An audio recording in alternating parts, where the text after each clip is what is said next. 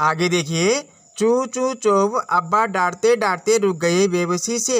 गजल की अधूरी पंक्ति दांतों में दबाए पांव पटकते आरिफ के साथ हो लिए। ठीक है, जब वो गज़ल सुना रहे थे तो आरिफ ने उनको तब तक क्या किया, डांट दिया कि आप फ़ौरन ऑफिस के लिए तैयार हो जाइए, 10 बज गए, आप ऑफिस जाइए।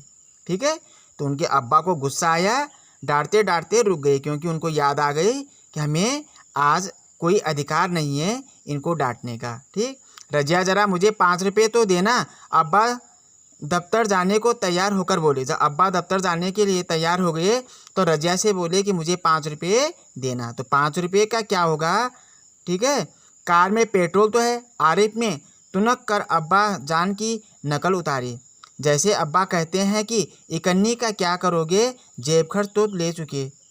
ठीक है, ऑफिस के लिए जब तैयार हो गए अब्बा तो उन्होंने रजिया से बोला कि मुझे 5 रुपये दे दीजिए। तब तक आरिफ ने उनको बोला कि 5 रुपये का क्या करोगे, ठीक है, कि कार में पेट्रोल तो है। ठीक, जिस प्रकार से अब्बा उनको हमेशा डांटते थे, इकन्नी का क्या करोगे, जेब खर्च तो ले चुके। थोड़ी देर बाद खानसामा आया। खानसामा बोलते हैं खाना बनाने वाले के लिए। बेगम साहब आज क्या पकेगा? ठीक, आलू गोश्त कबाब, मिर्चों का सालन। अम्मी ने अपनी आदत के अनुसार कहना शुरू कर दिया। अम्मी को ध्यान नहीं था, अम्मी ने पहले जैसे खानसामा को ऑर्डर दे दिया। ठीक, नहीं आज ये चीज़ें नहीं पकेगी। सलीम ने किताब रखकर अम्मी की नकल उतारी। ठीक है, तब तक सलीम ने बोला कि यह चीज़ें आज नहीं बनेंगी। जिस प्रकार से अम्मी हमेशा बोलती थी, उनकी नकल उतार करके तब उन्होंने क्या किया कि आज गुलाब जामुन, गाजर का हलवा और मीठे चावल पकाओ। खानसामा को किसने ऑर्डर दिया, किसने आदेश दिया? सलीम ने। ठीक, लेकिन मिठाइयों से रोटी कैसे खाई जाएगी?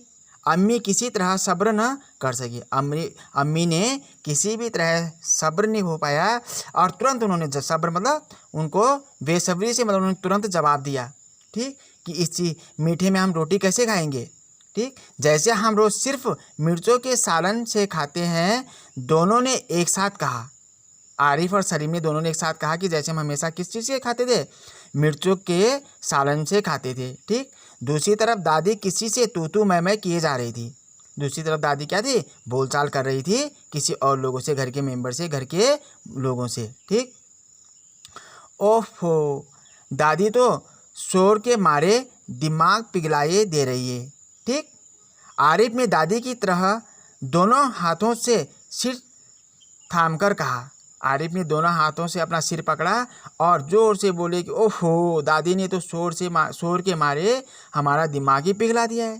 ठीक, इतना सुनते ही दादी ने चीखना चिल्लाना शुरू कर दिया। ठीक, ऐसे सुनते ही जैसे उनका आरिफ का बोला हुआ तो दादी ने सुना तो दादी फिर क्या है, चिल्लाने लग गई। ठीक, चिल्लाना शुरू कर दिया कि आज ये लड़के मेरे पीछे पंजे झाड़ के पड़ गए हैं, मगर अब्बा के समझाने पर खून की घूंट पी कर रह गई। ठीक, अब्बा ने उनको समझा रखा था, सबको, परिवार वालों को, कि एक दिन का इनको पूरा अधिकार दे दिया जाए, जिस प्रकार से बड़ों को अधिकार है। आज सभी बड़े क्या रहेंगे, छोटे बन करके रहेंगे। इस प्रकार से दादी उनको कुछ नहीं बोल पाई। कॉलेज का वक्त हो गया तो भाईजान अपनी सफ़ेद कमीज़ को आरिफ सलीम से बचाते दालान में आए। उनसे बच करके बड़े भाई साहब क्या थे, क्योंकि इन दोनों को अधिकार था घर में बड़ों का, तो इन दोनों से बच करके बड़ा भाई साहब जा रहा था कॉलेज की तरफ। ठीक, तो अम्मी शाम को मैं देर से आऊँगा, दोस्तों के साथ फिल्म देखने जाना है। तो अपनी अम्मी को बोला कि अम्मी मैं शाम को क्या देर से आऊँगा, मुझे अपने दोस्तों के साथ में फिल्म देखने के लिए जाना है। ठीक है, आगे देखो बच्चे। खबरदार, आरिफ ने आंखें निकालकर उन्हें धमकाया। खबरदार, आरिफ ने कहा, आंखें निकाल, बड़ी बड़ी आंखें दिखाई और उनको धमकाया, मतलब उनको डराया। कोई ज़रूरत नहीं फिल्म देखने की। ठीक है, इम्तिहान करीब है और हर वक्त सैर सपाटों में गुम रहते हैं आप। ठीक है, आरिफ ने अपने बड़े भाई साहब को आंख दिखा करके धमकाया, डराया कि कोई ज़रूरत नहीं है कहीं फिल्म देखने की, कोई भी फिल्म नहीं देखनी है। इम्तिहान करीब मतलब नज़दीक आ गए, हर वक्त सैर सपाटे मतलब घूमते रहते हो, गुम रहते हो। ठीक है, पढ़ाई पे ध्यान दो।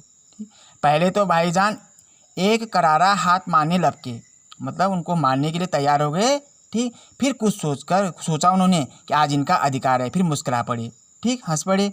लेकिन हुजूरे आली दोस्तों के साथ खाकसार फिल्म देखने की बात पक्की कर चुके हैं, इसलिए इजाज़त देने की मेहरबानी की जाए। उन्होंने हाथ जोड़कर कहा। उनके बड़े भाई साहब ने कहा कि मैंने अपने दोस्तों के साथ में फिल्म देखने के लिए पक्की बात कर चुकी है, इसलिए मुझे इजाज़त दे दीजिए, आपकी बहुत बड़ी मेहरबानी होगी। ठीक है, हाथ जोड़ के कहा। ठीक है, बना करे बस मैंने एक बार कह दिया। ठीक, उसने लापरवाही से कहा और सोफे पर दराज होकर अखबार देखने लगा। ठीक है, और उसने क्या किया, एक बार कहा और लापरवाही से कहा, उसने लापरवाही से कहा और सोफे पर दराज होकर मतलब बैठ करके अखबार को देखने लग गया। ठीक, उसकी बातों को, भाई की बातों को अनसुनी कर दिए। ठीक, उसी वक्त आपा उनकी बड़ी बहन भी अपने कमरे से निकली। उनकी बड़ी बहन अपने कमरे से निकली। एक निहायत भारी साड़ी में लटकती बड़े ठाठ से कॉलेज जा रही थी। ठीक है, उनकी बड़ी बहन भी क्या करे, साड़ी पहन के, कोई भारी साड़ी, अच्छी सी साड़ी पहन करके कॉलेज के लिए तैयार हो गई। ठीक, जा रही थी। सलीम ने बड़े गौर से आपा का मुआयना किया। मुआयना मतलब उनको पूछा, अपनी बड़ी बहन को पूछा, इतनी भारी साड़ी क्यों पहनी। अपनी बहन को पूछा कि तुमने इतनी बड़ी भारी साड़ी क्यों पहन ली। ठीक, शाम तक गारत हो जाएगी, मतलब शाम तक ये खराब हो जाएगी, क्यों पहनी इतनी भारी साड़ी। इस साड़ी को बदल कर जाइए। बदले इस साड़ी, कोई भारी साड़ी पहनने की कोई ज़रूरत नहीं है, वो भी कॉलेज जाने के लिए। आज वह सफ़ेद वॉयल की साड़ी पहनना, आज जो सफ़ेद साड़ी है तुम्हारी उसको पहन करके जाओ। अच्छा, बहुत दे चुके हुक्म। आपा बोली, उनकी बड़ी बहन बोले, अच्छा ठीक है, ठीक, बहुत हुक्म मतलब बहुत आदेश दे चुके हैं। आपा चिढ़ गई, उनकी बड़ी बहन गुस्सा हो गई, चिढ़ गई वो। हमारे कॉलेज में आज फंक्शन है। ठीक है, आज फंक्शन है, हमारे कॉलेज में प्रोग्राम है। उन्होंने साड़ी की सिकने दुरुस्त की। उन्होंने साड़ी के लिए हमें पहनने के लिए मजबूर किया कि साड़ी पहन करके, अच्छी साड़ी पहन करके आओगे। ठीक, हुआ करे। मैं क्या कह रहा हूँ सुना नहीं। अपनी इतनी अच्छी नकल देखकर आपा शर्मिंदा हो गई। बिल्कुल इसी तरह तो वह आरिफ और सलीम से उनकी मनपसंद कमीज उतराकर निहायत बेकार कपड़े पहनने को का हुक्म लगाया करती है। ठीक है, और उनके जो दोनों भाई हैं आरिफ और सलीम, ठीक, जब वो कहीं जाते थे तो उनसे अच्छी कमीज़ को निकलवा करके उनकी बड़ी बहन और उनको बेकार कपड़े पहनने के लिए क्या करती थी, हुक्म मतलब आदेश देती थी। ठीक है, इसी प्रकार से उन दोनों ने भी उनको कहा, आज तुम भारी साड़ी नहीं पहनोगे, हल्की साड़ी पहन करके जाओगे कॉलेज। ठीक है, दूसरी सुबह हुई। ठीक, दूसरे दिन सलीम की आंख खुली तो आपा नाश्ते की मेज़ सजाए उन दोनों के उठने का इंतज़ार कर रही थी। सलीम की आंखें खुली, सुबह हुआ तो आपा मतलब उनकी बड़ी बहन नाश्ते की मेज़ सजा गई, मतलब खाना रख दिया पर अच्छे से अच्छे तरकारियाँ या खाना रख दिया पर खाने के लिए उठने का इंतज़ार कर रही थी। अब उनका उठने का इंतज़ार कर रही थी वो। ठीक, अम्मी खानसामा को हुक्म दे रही थी कि हर खाने के साथ एक मीठी चीज़ ज़रूर पकाया करो। और अम्मी क्या है, खाना बनाने वालों को आदेश दे रही थी कि हर खाने के साथ में एक मीठी चीज़ भी ज़रूर बनाया करो। ठीक, अंदर आरिफ के गाने के साथ भाईजान मेज़ का तबला बजा रहे। अंदर क्या आरिफ क्या है, गाना गा रहे थे, और भाई साहब क्या कर रहे थे, मेज़ को तबला बनाया और उसको बजाने लग गए। और अब्बा सलीम से कह रहे थे, स्कूल जाते वक्त एक चवन्नी जेब में डाल लिया करो, क्या हर्ज है। और जब वो स्कूल जा रहे थे तो उनके अब्बा सलीम से कह रहे थे कि स्कूल जाते समय एक चवन्नी जेब में डाल दिया करो, क्या हर्ज है उसमें। ठीक है, इसमें क्या नुकसान है, आप तुम दोनों के लिए स्कूल का खर्चा भी हो जाएगा। ठीक है, तो इस प्रकार से जो जिसके साथ में जैसा व्यवहार करता है उसके साथ में वैसा ही व्यवहार करना चाहिए। और उस तरह का व्यवहार करेंगे तो एक दूसरे को देख करके सब क्या हो जाएंगे, समझ जाएंगे और सुधर जाएंगे और एक दूसरे का क्या करेंगे, सम्मान करेंगे। ठीक है, आप सभी को यह कहानी समझ में आई होगी।